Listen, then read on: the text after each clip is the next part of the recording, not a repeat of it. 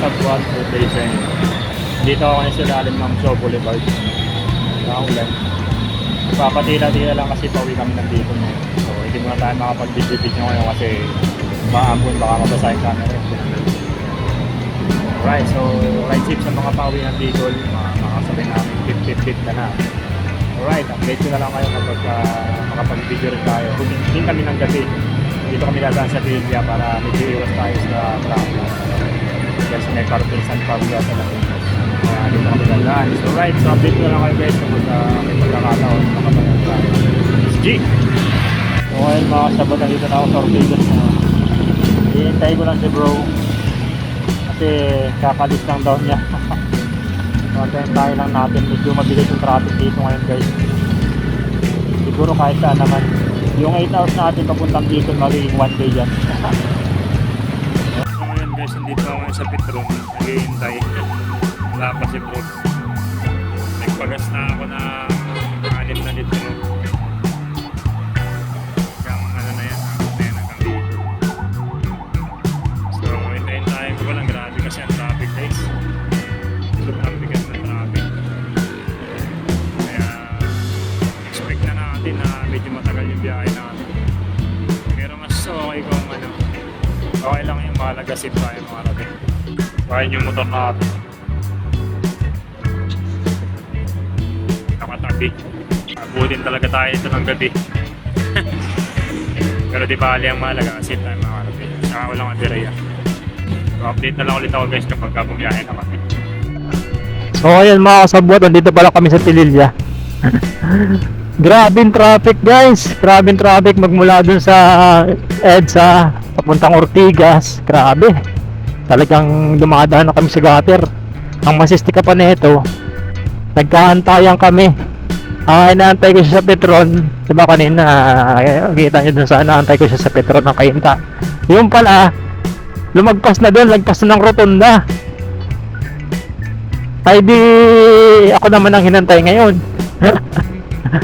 Sayang yung mga oras. Dapat palabas na siguro kami ng Pililya kung nagkataon. Wala eh. Ganun talaga. Sama-sama na yan. Hindi kami nag-alabang guys. Dito kami dumaan sa Pililya. Tingnan natin kung ano dito. Kung all goods kapag ganitong semana. First time kong dumaan dito ng ganito at ng gabi dyan sa may papuntang Lumban. Lumban nga ba? Lukban Quezon. So tingnan natin kung anong kahinat nga ng biyahe natin. Mahaba-habang biyahe ito guys. Kasi pag ganitong semana talagang traffic. Yun no, pawi din yung mga yun no. Napakadelikado ng ginagawa na yan. Nakakagit tayo ng ganyan, no? Blind pa naman. Kadalasan niyang pinag-ano na aksidente yung ganyang overtake na blind spot tapos makipot yung daan.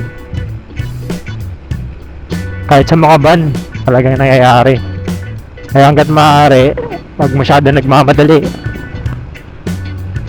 pag may pagkakataon at clear, saka lang birahin. Pero pagka ganyan na tagilid, wag, kasi risky.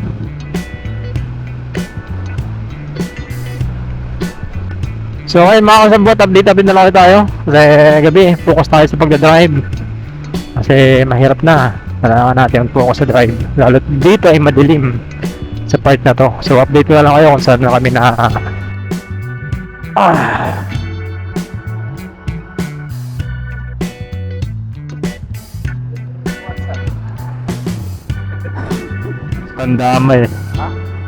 Pandamay.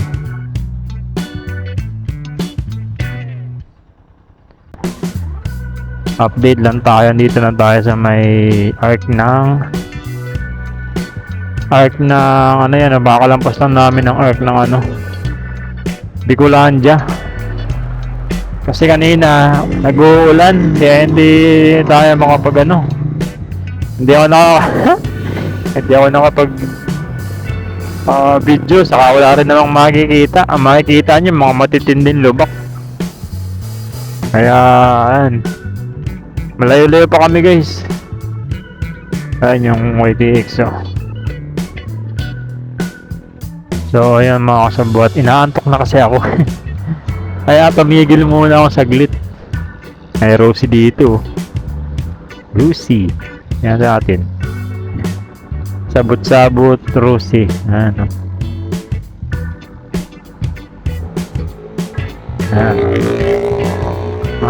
Pinsan ng mga TMX.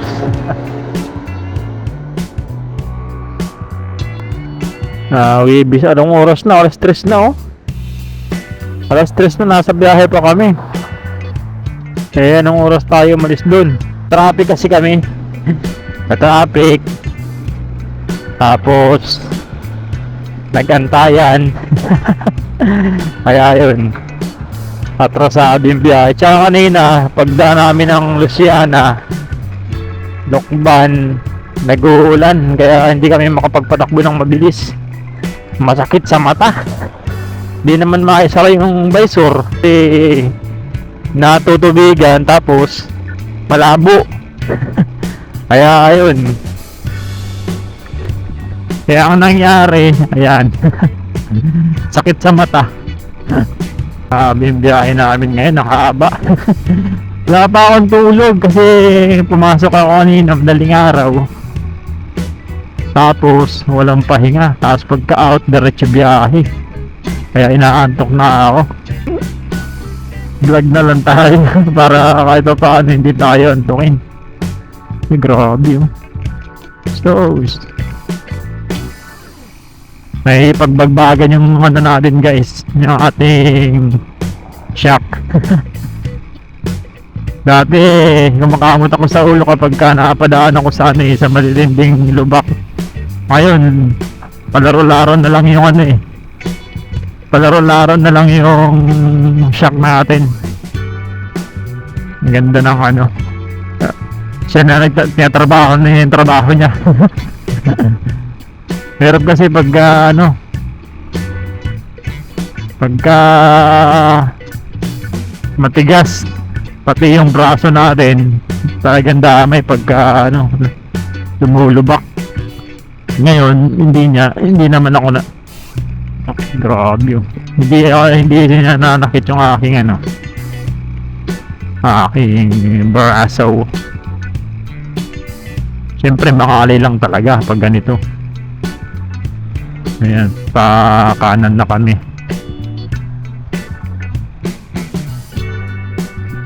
Kumanan din. Kanan na tayo, guys, kasi Tagkaw na. So ayan, bababagin na natin itong Tagkaw na to.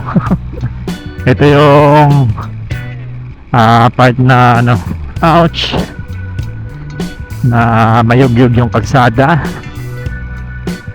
Ang daming mga daming mga nakaban.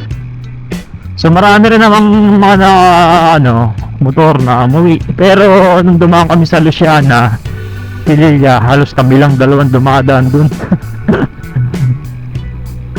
Kung hindi lang siguro mambon or umulan, mabilis lang yung biyahe namin patagos ng ng Pagdilaw. Kasi nagbagal kami ng takbo. Hindi ka naman pwedeng kasi dumudulas yung gulong ko, guys. Dumudulas siya, parang nag-sliding. Kaya tagad. Sige. Gulping lubak. Pagkabisado mo man na yung ilang lubak dito, medyo lessen yung natin, lessen yung baldag sa lubak. Pero pagka hindi mo kabisado, talagang aawit ka dito ng lupang hiniram. Ayan, diba? Why? Lagag.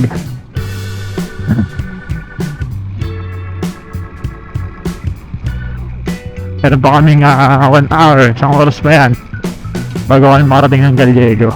Mahigit 4. So papahinga muna tayo, tapos Tingnan niya guys yung ating driving light. O, ayan. Yan ang liwanag niya. Sa pag sobrang dilim, maliwanag yan. Wala na yan, no? Delikado yan, no? Pag matulin ang takbo, tapos hindi napansin yan, sigurado.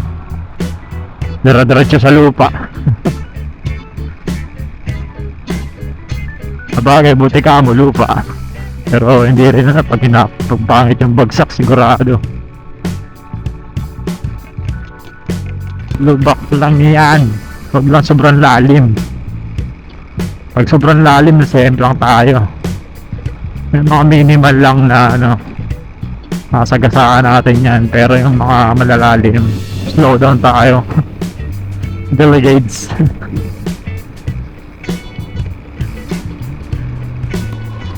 Tulog talaga madala pagdating sa bahay.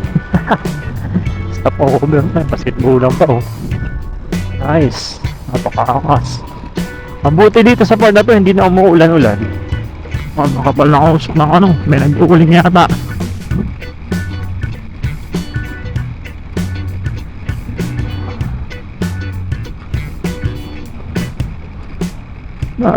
Sige. Wala tayong option kundi sagasaan yung mga lubak na yan. So, talaga namang durugan dito ng bearing. Oh, ay.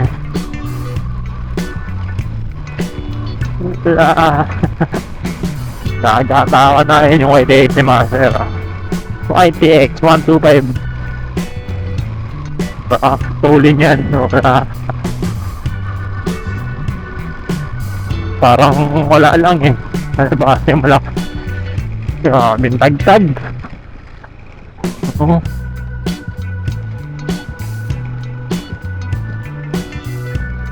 Oh. Tagag. Ganun yung tunog eh.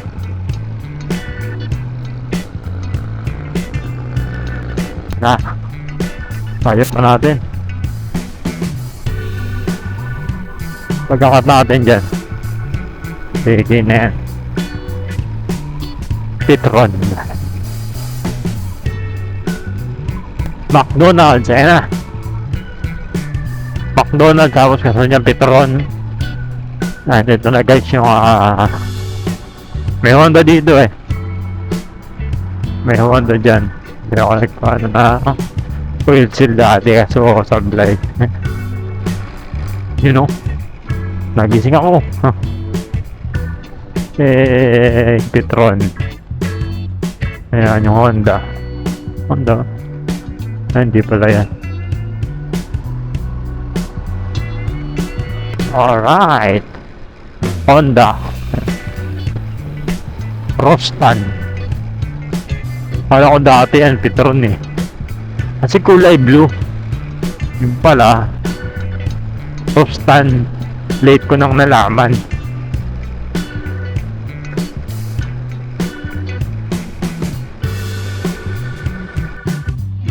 So ayun, good morning mga kasabwat. Ayan yung YTX. So ayan mga motor namin. Mga pabundok. Ito nyo rin daan dito. Papunta kami ngayon guys ng Pili. Dumating kami kaganina. Madaling araw na. Alas 4 na yun. Kasi ang dami namin tigil-tigil kasi ngayon naantok. Plus yung yung estrasadong biyahe. Ngayon naman papunta kami ng Pili. Susunduin namin yung yung mga bata doon na mga pamangkin ko. Tapos babalik din kami dito. Alright, from dito sa Deligalego to Pili, mahigit 2 hours biyahe yan. Alright, so ayan, gamit na gamit yung motor natin. Hey. May dalang nyug. Ayun o, sa unahan. Panggata. Para hindi na bibilhin. Alright.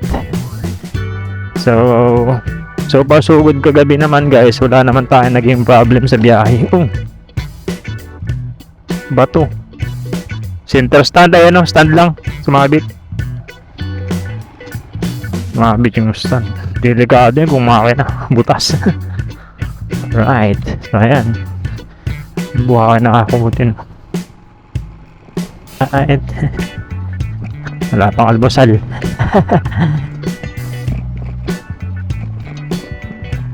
Oh, nakabimba to.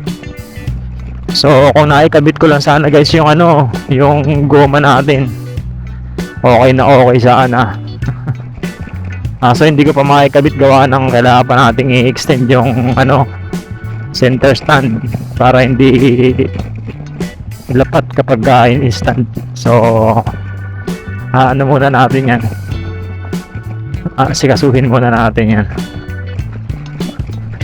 Pag na weldingan na natin, na-extend na, sa ako ikakabit yung gulong. So hahataw daw kami. So tingnan nyo naman kung gaano katulin yung motor na yan. Matulin yan YTX guys. Makatulin yan. Kung hindi pa ako nagpalit ng 1540, hindi ko talaga maabot-abutan yan eh. Makataon na oh. Okay. Pindutin ko lang yung turbo. May turbo to dito eh. Let's G.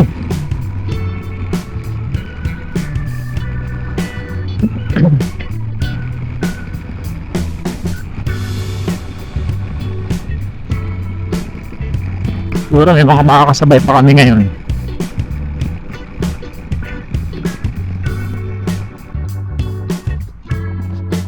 Let's go.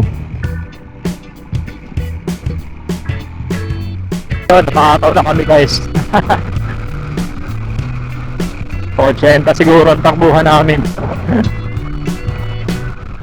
Tignan nyo ayun ang humusga. Ayun ang humusga kung gaano katulin yung YTX.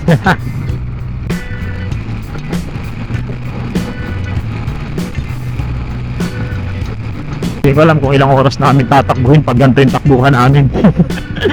Matulid! Ayan, makataon na ubusan ko ng gas. Malakas na gas to pag ganito. Malakas na gas pag ganito yung takbuhan. Ang kagandahan lang sa YTX, wala silang walang limit ang CDI niyan. Unlike ng natin, ng ating TMX, may limit. Kaya kahit i-full throttle mo yan, talagang walang problema. Dito pag pinul throttle mo, nagkakaproblema yung pyesa. Siguradong merong masisira at may masisira. Gaya ng dati, pinul throttle ko, ilang beses ko tinatry, nasira yung gauge ng RPM. Uy, ginagawa mo, ba't dito ka dumaan? Shy!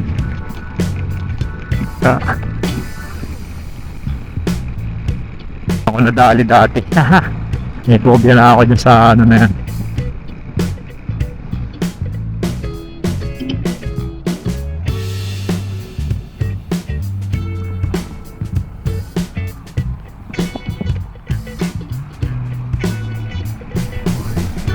Ayan o.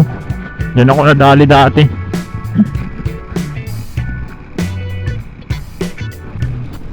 So ayan mga kasabwat, dito na tayo sa akin Isa road. Diversion road to Abe 39,426 na.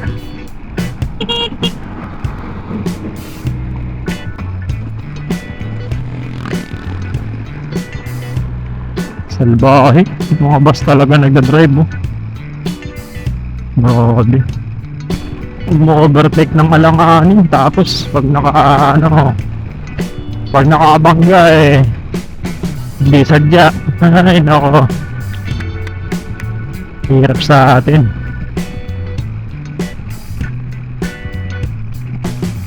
Ayan guys, may skid ayan, sasakyan dito angas.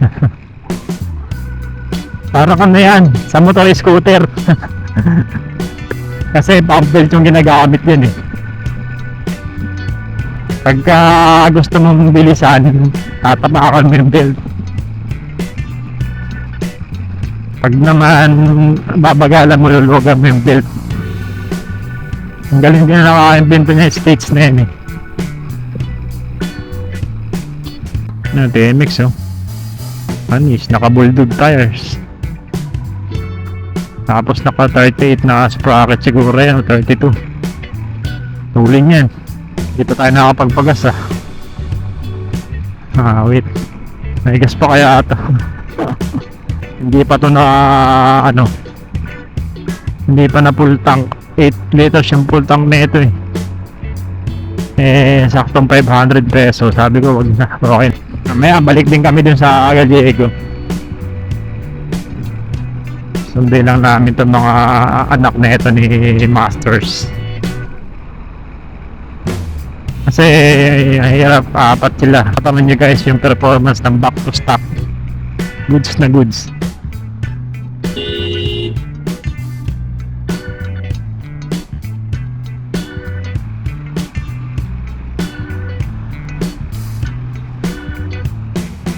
Ano guys, muntik na si Master dun.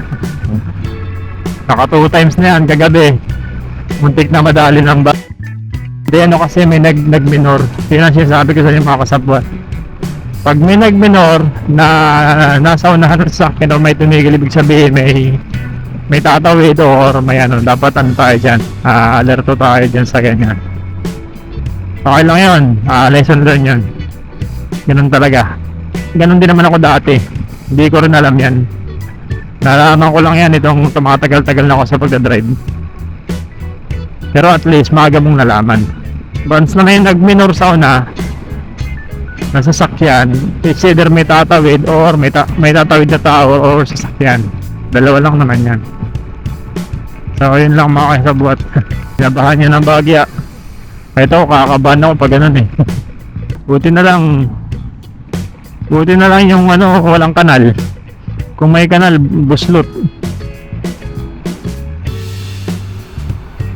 So kaya mga kasabwat, mamaya na lang ulit.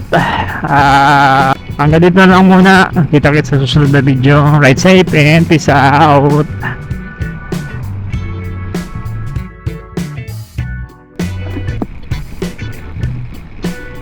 So ayan mga kasabwat, babalik na kami ng Del Gallego. Ayan, nasa unahan YTX again. Tapos angkas ko yung pamangkin ko na panganay ni Master. Ayan, may bunso nandiyan sa kanya. Taas yung asawa niya. Grabe talaga ko managagayos yung YTX. Ayan yung top box yan may lamang bigas. May mga lamang bigas yan. Tapos may may mga gamit pa. Tapos ayan, mag-asawa. Tapos yung anak niya bunso nasa gitna. Grabe, haba ba naman ang YTX? Hindi man lang lumapak yung yung gulong. Alam mo, walang sakay Kaya bilib din ako sa YTX Saludo sa mga YTX 125. Lakas nito Marga. Tingin niya, matuli niya pag may yan ang gustong-gusto na ng kapaantra, yung mabibigat yung karga Matutulin yung mga pantra pag mabigat yung karga at single. Bigay na bigay ang makina niyan. Ayan tatlo sila. Kami dalawa lang dito.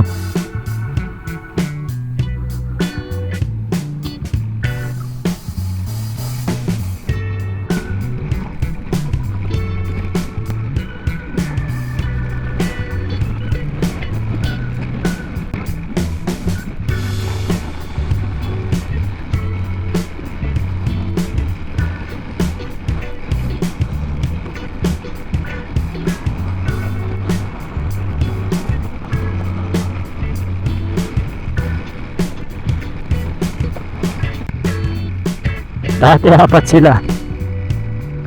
apat sila dyan sa motor na yan. Pag pumupunta sa umuwi ng Gallego, malalaki na yung mga bata. Hirap na, sikip na sa ng motor. Sikip na. Tsaka mabibigat na rin pati. Hindi na maganda yung handling yan. Delikado na. Ay putik, traffic.